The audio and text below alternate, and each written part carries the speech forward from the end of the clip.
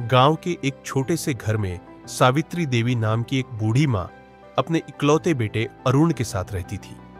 उनके पति का देहांत बहुत पहले हो चुका था। घर की हालत तंग थी, खेतीबाड़ी थोड़ी थी और गुजारा किसी तरह चलता था। सावित्री देवी ने अपने बेटे को पढ़ाने के लिए अपनी हर खुशी कुर्बान कर दी थी। वो खुद अधूरी नींद में भूखे पेट भी रह जाती, लेकिन बेटे की किताबें, कॉपियां और स्कूल की फीस कभी न रुके, इसका खास ध्यान रखती। अरुण बचपन से ही मेहनती था।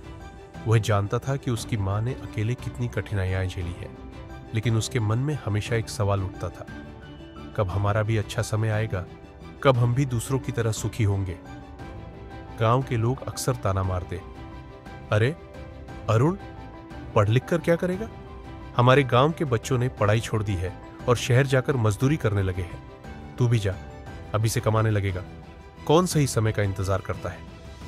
लेकिन मां हमेशा मुस्कुराकर कहती, बेटा याद रखना, हर चीज का एक समय होता है। अगर हम सही समय का इंतजार करना सीख लें तो जीवन में कभी पछताना नहीं पड़ेगा। अरुण कभी कभी अधीर हो जाता और मां से कहता, मां मुझे भी खेतों में काम करने दो।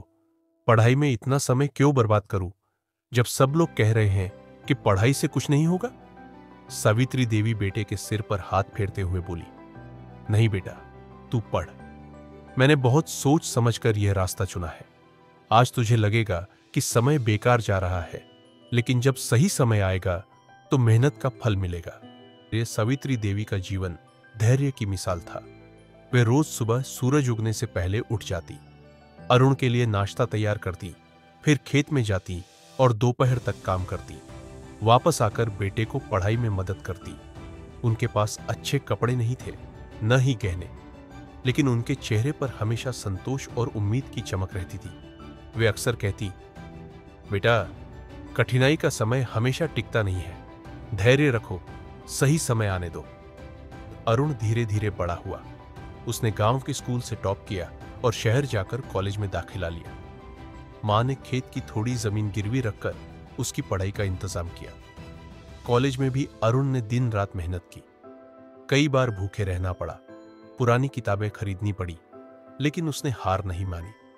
मां का विश्वास और धैर्य ही उसकी ताकत बने। एक बार अरुण के मन में आया कि वह पढ़ाई छोड़ दे और नौकरी ढूंढ ले। उसने मां से कहा, मां मैं अब और इंतजार नहीं कर सकता। हमारे पास पैसे नहीं है, जमीन भी गिरवी है, मुझे पढ़ाई छोड़कर काम करना चाहिए। सावित्री देवी ने बेटे का हाथ पकड़ते हुए कहा, नहीं बेटा, अगर अब तू हार गया तो हमारी सारी मेहनत बेकार हो जाएगी। जरा सोच, जब बीज बोते हैं तो क्या तुरंत फसल मिल जाती है? नहीं ना, पहले धरती सींचनी पड़ती है, फिर समय का इंतजार करना पड़ता है। उसी तरह मेहनत भी फल तब देती है जब सही समय आता है। अरुण ने गहरी सांस ली और मां की बात मान ली। कुछ साल बाद अरुण ने इंजीनियरिंग की पढ़ाई पूरी की और शहर की एक बड़ी कंपनी में नौकरी पाली। पहली बार उसकी सैलरी का चेक हाथ में आया तो उसकी आंखें भर आईं। वह दौड़ते हुए गांव पहुंचा और मां के पैरों में झुक गया। मां, ये देखो, आज तुम्हारे धैर्य और सही समय का इंतजार करने का फल मिला है। सावित्री देवी की आंखों में आंसू आ गए।